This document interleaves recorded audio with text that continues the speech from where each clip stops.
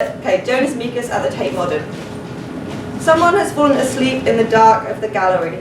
Their snoring reminds me that we all die horribly, and of the time you told me to look out the window at the moon. And the way I said, the moon is boring. On screen, the little iron fences in parks are the same, woolly hats are the same, the baby, like all babies, is covered in spit, snow is a nuisance, a joy, the same.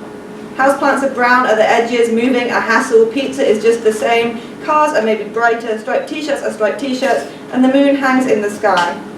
It reminds me that we all die horribly, and of the time my father cried because he found a cat mummified beneath the floorboards of the family room, and how you said, life is boring, like you were spitting out 3 olive pits. Coca-Cola signs are the same on shop fronts, and trees are naked just the same. There is more coal everywhere. And if life is boring, then what's the point? Unless it's the way the camera drops suddenly to catch something new, and the world becomes a quilt of colour. How we all die horribly, and the night that I left you, there was that coffee I got from a petrol station on the M1, when I was about to fall asleep at the wheel.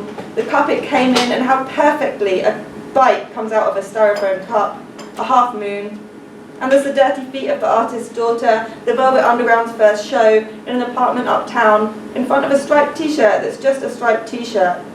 And the way bad dancing is the same, and light falling in long squares down a hallway is also just the same. There is Jonas Mekas at 90 still keeping these video diaries, and there's the itch to leave the restaurant, to write a stupid poem. There's a decision to stay and talk a while over stained napkins. And there's the times I've seen my father cry, when he was sick, when his best friend jumped from a balcony, sometimes when I leave. There's the fact that he found the lost cat at last and cradled it carefully and laid it on the rug and called me and told me the story, how some old heartbreak he had almost forgotten had been waiting under our feet all along, out of sight and still the same.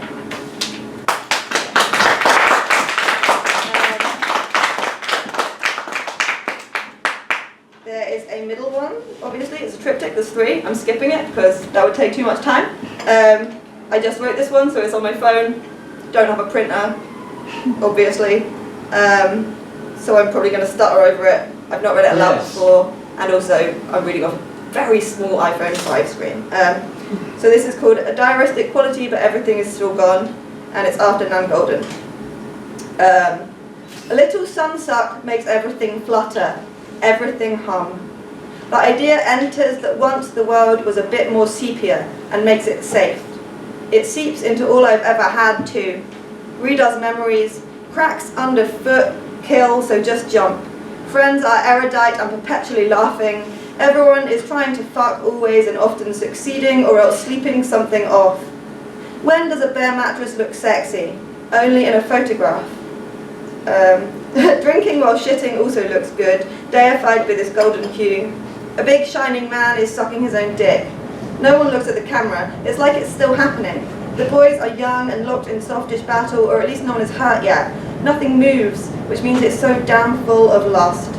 Pick out what is signified. Lips on a drag queen red as injury, thin people ignoring one another, presumably lovers, wide lapels, Nike caps, a punch just connecting with a cheekbone.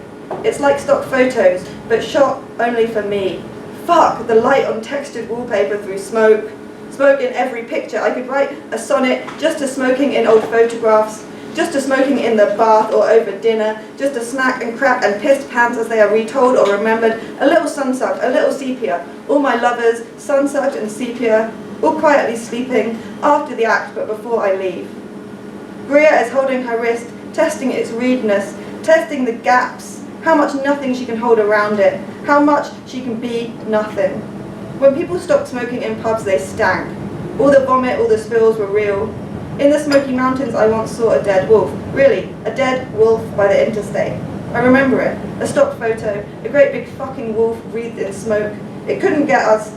It was dead. It was just stuck right there. Okay. Sorry about all the swearing. To make you feel better, that's my dad, so it's worse for him.